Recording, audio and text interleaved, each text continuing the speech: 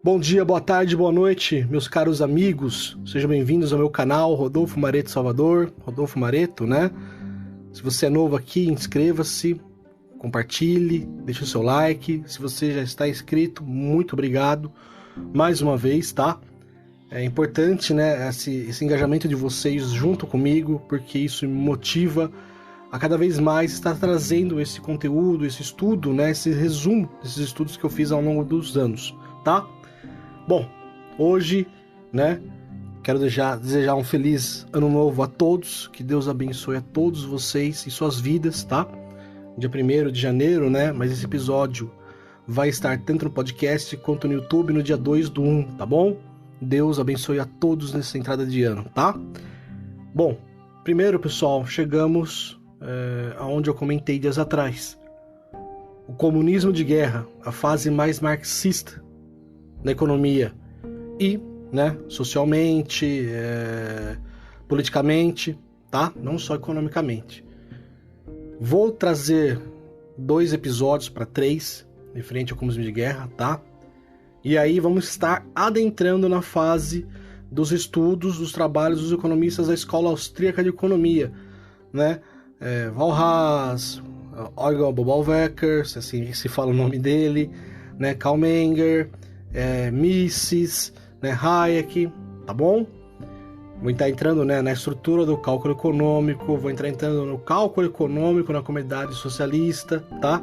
Na inviabilidade do cálculo econômico socialista e a distribuição dos seus bens, mas primeiro vamos entrar no comunismo de guerra, o desastre econômico, tá? Social e político.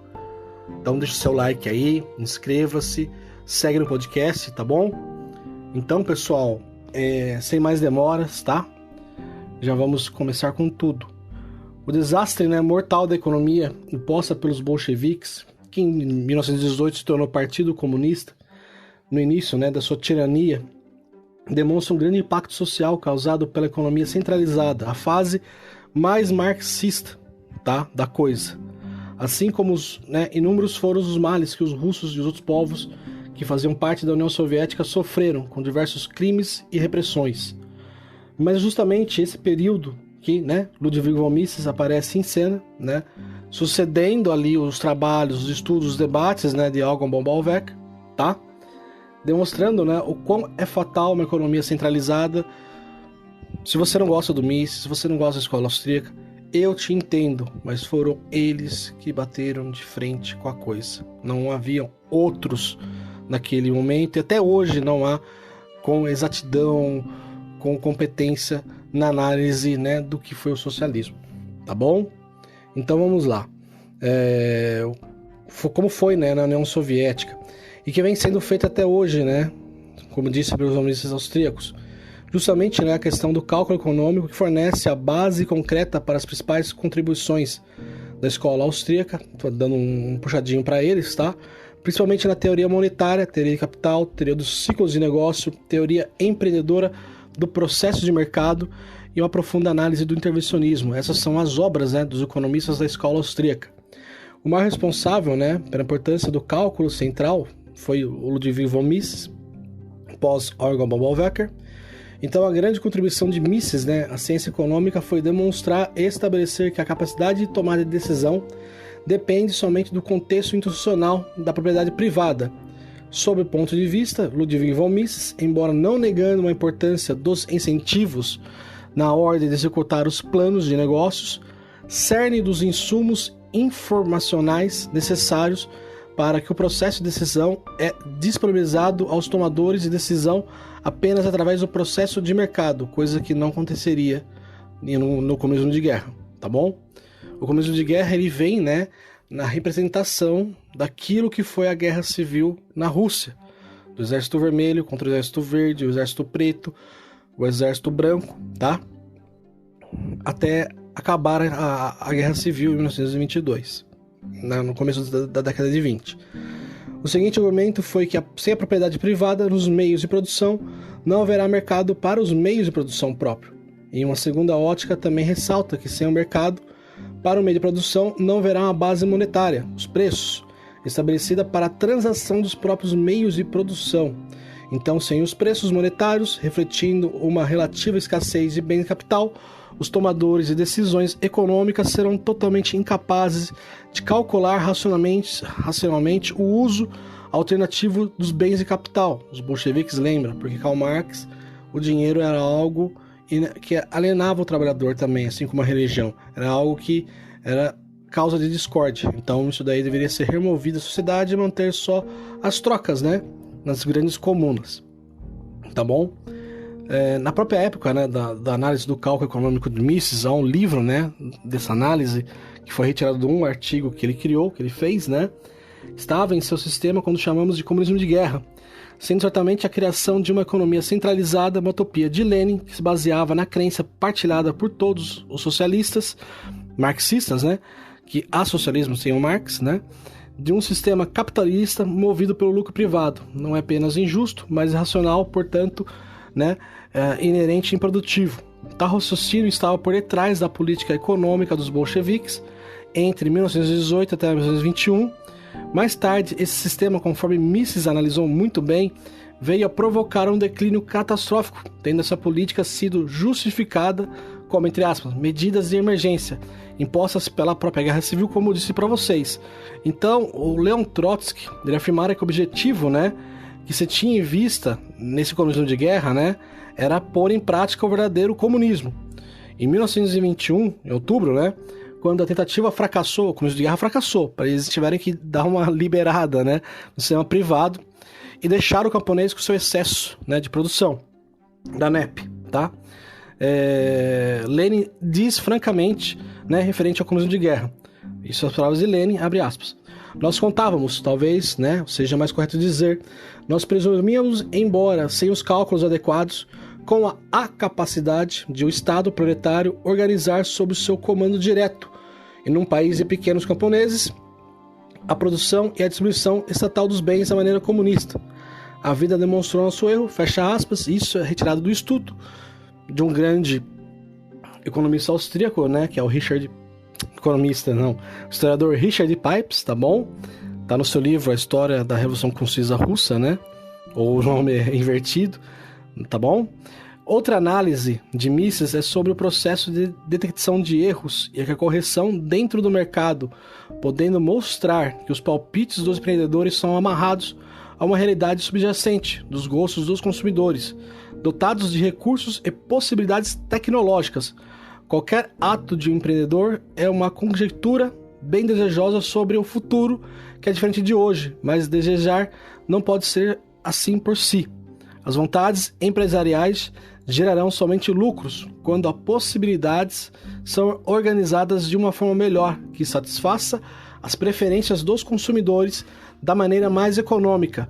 Mas, em 1918, nenhuma satisfação foi gerada, pois nas regiões controladas pelos bolcheviques explodiram cerca de 140 revoltas e insurreições de grande amplitude. As mais frequentes eram devidas às comunidades camponesas que recusavam as requisições conduzidas com violência pelos destacamentos para os abastecimentos, além das limitações impostas ao comércio privado e novos recrutamentos militares iniciados pelo Exército Vermelho. Os dirigentes bolcheviques, né, do Partido Comunista, viam nesses confrontos, cada vez mais numerosos com o passar dos dias, uma ampla conspiração contra-revolucionária, dirigida pelos kulaks, já expliquei para vocês, disfarçados, né, de soldados do Exército Branco. De maio até setembro, sobre a forte repressão da polícia política, né, comunista, chamada da Tcheca, sobre o comando de Félix Dzerzhinsky, ou conforme seu apelido, né, Félix de Ferro, mais de 500 reféns haviam sido executados em Petrogrado pela própria Tcheca. Mas segundo informações que circulavam entre os próprios tchequistas, né, os policiais, mais de 800 pessoas teriam sido executadas apenas em Kundstrat, que foi uma região, né, que se rebelou contra os comunistas, tá, russos. Durante uma única noite, 400 pessoas foram fuziladas, cujos corpos foram jogados em grandes fossas. Além do mais, o processo de expropriação da propriedade privada, principalmente a questão camponesa, né, a questão rural e a questão de grandes fábricas, né, já havia começado em outubro de 1917 para 18, privando os camponeses de suas propriedades fundiárias. Por isso também houve as contra-revoluções, certo? No próprio ano de 1918, para entender melhor os ensinamentos de Mises, para a época, o governo comunista repudiou todas as dívidas do Estado, internas ou externas. Em decreto de maio de 1918, aboliu o direito de herança e, no mês seguinte, nacionalizou a indústria. Essas medidas puseram fim à propriedade privada do capital e de outros ativos produtivos. Na verdade, os bolcheviques, implementaram os ensinamentos de Marx e Engels, de que a quintessência, do comunismo era a abolição da propriedade privada, ok?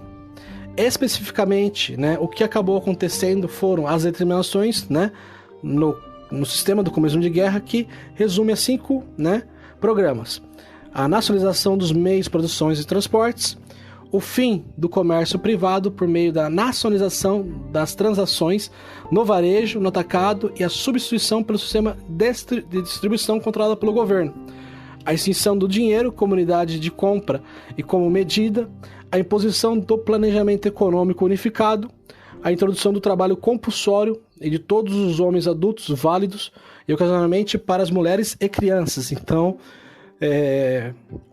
algo que queria trazer a liberdade e a unificação das nações, dos povos, com a Revolução Permanente, ou o que seja, trouxe o trabalho compulsório para crianças e mulheres. A intenção de Mises era demonstrar como a ciência econômica decisivamente desafia as reivindicações feitas em nome do projeto socialista, conforme citado acima.